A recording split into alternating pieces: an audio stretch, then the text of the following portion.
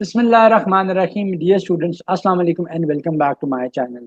I am your teacher Mohammad Aslan Sati and I'm back with another important lecture. तो आज के lecture में हम लोग डिस्कस करेंगे कि फास्ट न्यूसेस के या फास्ट एनजीओ का जो एंट्रेंस टेस्ट है उसमें जो एसे राइटिंग का पोर्शन है उसको आप कैसे टैकल करेंगे, क्या एक्सपेक्टेड टॉपिक्स हैं एसे राइटिंग के जो कि पेपर के लिए इंपॉर्टेंट है, क्या डिफिकल्टी लेवल होगा एसे के पोर्शन का, एंड इससे भी बढ़कर के आपके एंट्रेंस टेस्ट में एसे की क्या वेटेज है। तो ऑल दो students applying in the business analytics का जो प्रोग्राम है, अकाउंटिंग एंड फाइनेंस का प्रोग्राम है, बिजनेस एडमिनिस्ट्रेशन का प्रोग्राम है या फिनटेक के प्रोग्राम है, एंड एमएस के जितने भी कंप्यूटिंग फील्ड से रिलेटेड प्रोग्राम है, उसके अलावा बाकी जो एमएस के प्रोग्राम्स फास्ट में ऑफर किए जाते हैं, इन सब स्टूडेंट्स के लिए जो एसए की वेटेज है वो 10% है। सो 10% वेटेज है आपके एसए की। आपके जो 120 क्वेश्चन होते हैं आपके फास्ट के एंट्रेंस टेस्ट में, उसमें से 10% वेटेज का मतलब हुआ कि 12 मार्क्स का एसए आपका इन प्रोग्राम्स के लिए। अगर आप एमबीए के लिए अप्लाई कर रहे हो फास्ट के किसी भी कैंपस में, तो एमबीए के जो इंटरेस्ट है उसमें एसए की वेटेज जो है वो 30% है। और अगर आप लिंग्विस्टिक्स के प्रोग्राम्स में, मास्टर्स ऑफ लिंग्विस्टिक्स के प्रोग्राम्स में फास्ट में अप्लाई करते हैं, तो आपके जो एसए राइटिंग का पोर्शन है उसकी जो वेटेज है वो 25% है। सो 120 इंटू अगर आप 25% करते हो तो ये हमारे पास जो है वो 30 मार्क्स जो है वो बन जाते हैं। तो 30 मार्क्स हैं लिंग्विस्टिक्स के प्रोग्राम्स के लिए वेटेज, इसकी एमबीए के प्रोग्राम्स के लिए मैंने आपको वेटेज बता दी। एंड बाकी जो अंडर ग्रेड के प्रोग्राम्स हैं और एमएस के प्रोग्राम्स हैं उनके लिए भी मैंने आपको ऐसे की वेटेज बता दी।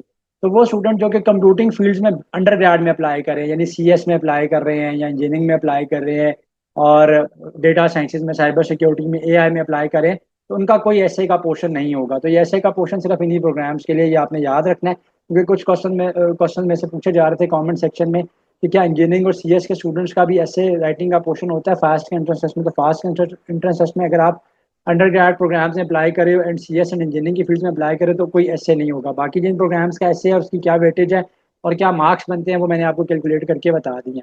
अब ऐसे राइटिंग कैसे होगी? अब फास्ट का टेस्ट तो कंप्यूटर बेस्ड टेस्ट है, तो जिन प्रोग्राम्स में ऐसे राइटिंग इंक्लूडेड है एंट्रेंस टेस्ट में, उनके एंट्रेंस टेस्ट में जिन प्रोग्राम्स के एंट्रेंस टेस्ट में ऐसे राइटिंग इंक्लूडेड है, तो ऐसे के लिए आपको एक पेपर और एक पेन जो है वो प्रोवाइड किया जाएगा at the end of the test to write down your ऐसे। वैसे तो मैं आपको एडवाइस करूंगा कि आप अपने साथ पेन लेके जाएं ताकि आपको जो है वो क्विकली जो है वो आप राइट डाउन कर सको ऐसे को। तो ये कंप्यूटर बेस्ड टेस्ट जो है वो होगा आपका। बाकी जो इंट्रेंस टेस्ट का पोर्शन है एमसीक्यूज, लेकिन ऐसे का जो पोर्शन होता है वो यूजली जो है वो पेपर बेस्ड होता है।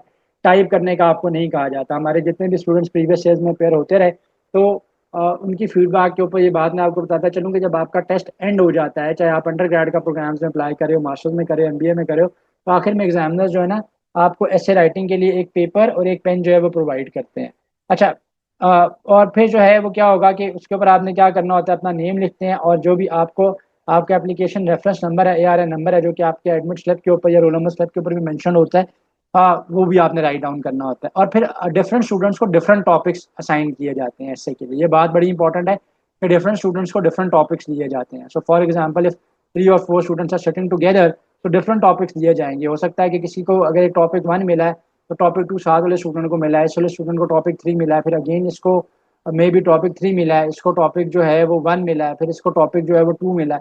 तो इस तरह से चीटिंग से बचने के लिए डिफरेंट स्टूडेंट्स को डिफरेंट टॉपिक्स जो है वो असाइन किए जाते हैं। यूजली इनका जो डिफिकल्टी लेवल होता है वो सेम होता है, ठीक है। तो लेकिन टॉपिक्स जो है वो डिफरेंट है, थीम सेम हो सकता है, कैटेगरी उनकी जो है वो सेम हो सकती है।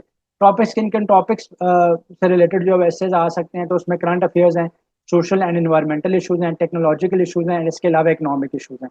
तो ये जो रिसेंट टाइम्स हैं 2022 से लेके अगर मैं 2025 की बात करूँ, तो इसमें जो मेरे स्टूडेंट्स अपेयर हुए डिफरेंट प्रोग्राम्स के लिए, so उनके जो टॉपिक्स थे ऐसे कि वो इन्हीं इश्यूज़ के साथ रिलेट करते थे। जिसमें करंट अफेयर्स का कोई इशू है, सोशल इशूज़ हैं, इन्वायरमेंटल, टेक्नोलॉजिकल या इकोनॉमिक इशूज़ थे। तो कॉमन ऐसे थीम्स मैं आपको बता देता हूँ कि इन्वायरमेंट एंड क्लाइमेटिक चेंज से रिलेटेड टॉपिक्स पूछे जाते रहे कि जी आप कैसे कंटेन करेंगे पोल्यूशन को, क्लाइमेट चेंज जो है और उसका पाकिस्तान पे क्या इम्पैक्ट है। टेक्नोलॉजी एंड सोसाइटी से रिलेटेड बहुत सारे स्टूडेंट्स को एसेस दिए गए जिसमें नेगेटिव एस्पेक्ट्स हैं एआई के, या नेगेटिव एस्पेक्ट्स हैं सोशल मीडिया के, कंप्यूटर टेक्नोलॉजीज के जो नेगेटिव एस्पेक्ट्स हैं। और फिर ये बड़ा इंपॉर्टेंट ऐसे है, impact of computer dependency on young minds. इसके साथ साथ इकोनॉमिक एंड फाइनेंशियल टॉपिक्स भी इंक्लूडेड रहे हैं, क्योंकि आप के जितने भी बिजनेस के प्रोग्राम्स हैं, अकाउंटिंग एंड फाइनेंस का प्रोग्राम है या फिनटेक का प्रोग्राम है, एंड एमबीए के प्रोग्राम में भी क्योंकि ऐसे इंक्लूड होता है, तो इस तरह का भी टॉपिक था कि जो कि ओपिनियन बेस्ड था आपकी कंट्री की इकोनॉमिक कंडीशन को लेके। कि जी आप पाकिस्तान की इकोनॉमिक कंडीशन को कैसे इंप्रूव कर सकते हो, एंड फाइनेंशियल लिटरेसी जो है वो आज के ज़माने में क्यों इंपॉर्टेंट है। फिर role of business and entrepreneurship Pakistan के फ्यूचर में या पाकिस्तान की इकोनॉमिक प्रोग्रेस में वो क्या है। फिर एजुकेशन एंड यूथ से रिलेटेड भी टॉपिक्स रहे कि यूनिवर्सिटीज़ का रोल क्या है नेशनल डेवलपमेंट में, या एक पर्सन की जो पर्सनैलिटी है उसकी डेवलपमेंट में उसका क्या रोल है। फिर ऑनलाइन वर्सेज ट्रेडिशनल एजुकेशन, ये भी बहुत दफ़ा पूछा जाता रहा है कि बिजनेस स्टूडेंट्स के लिए क्या जो है वो इसमें से बेहतर है। फिर एथिक्स एंड रिस्पॉन्सिबिलिटी भी है कि बिजनेस एथिक्स जो हैं वो क्या हैं। ये जो टॉपिक्स है ये पर्टिकुलरली एमबीए के प्रोग्राम्स से रिलेटेड स्टूडेंट्स से जो है पूछा जाता है कि बिजनेस एथिक्स की मॉडर्न ऑर्गेनाइजेशन में क्या इंपॉर्टेंस है, करप्शन का क्या इम्पैक्ट है, हमारी कंट्री की इकोनॉमिक प्रोग्रेस को वो कैसे हिंडर कर रही है।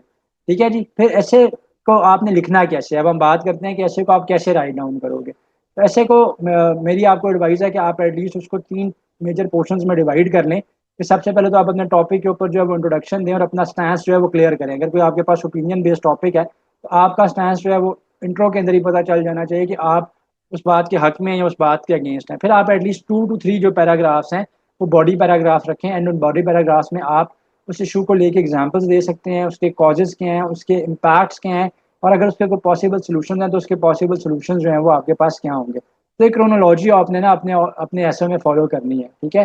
तो ऐसा नहीं करना कि आप कुछ भी लिख के आ जाएं एसे में, लेकिन बल्कि आपने क्या करना है कि आपने क्रोनोलॉजी फॉलो करनी है। क्रोनोलॉजी का मतलब क्या है कि जो इश्यूज पहले डिस्कस करने वाले हैं, अगर इंट्रोडक्शन है तो उसको आप पहले बताएंगे।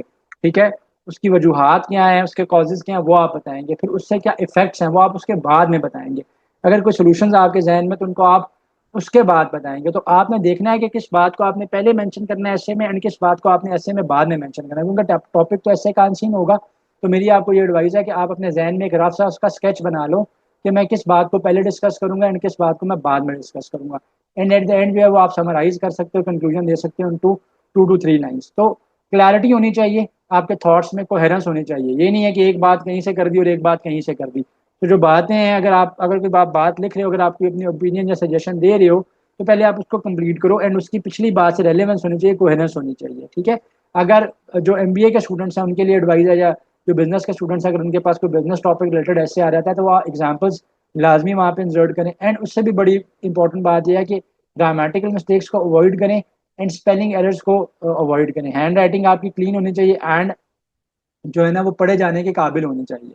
ठीक है। अब कुछ ये टॉपिक्स हैं जो कि एमबीए के स्टूडेंट्स के लिए मैं एडवाइस करना चाहूँगा कि एंटरप्रेन्योरशिप जो पाकिस्तानी इकोनॉमी को कैसे बूस्ट कर सकती है। ई कॉमर्स का जो ट्रेंड है, this is not only important for MBA programs, but जो आपके बैचलर्स के बिजनेस के स्टूडेंट्स हैं उनके लिए भी इंपॉर्टेंट है कि ई कॉमर्स का पाकिस्तान में बिजनेस ग्रोथ में क्या रोल है। तो बड़ा इंपॉर्टेंट टॉपिक है। फिनटेक क्या चीज़ है, स्पेशली जो स्टूडेंट्स फिनटेक में अप्लाई कर रहे हैं उनको पता होना चाहिए कि फाइनेंशियल टेक्नोलॉजी जो है उसमें वो क्या इनोवेशंस लेके आ रही है और उसका क्या इम्पैक्ट है, not only in banking but in the other business on the other business sectors as well. ठीक है।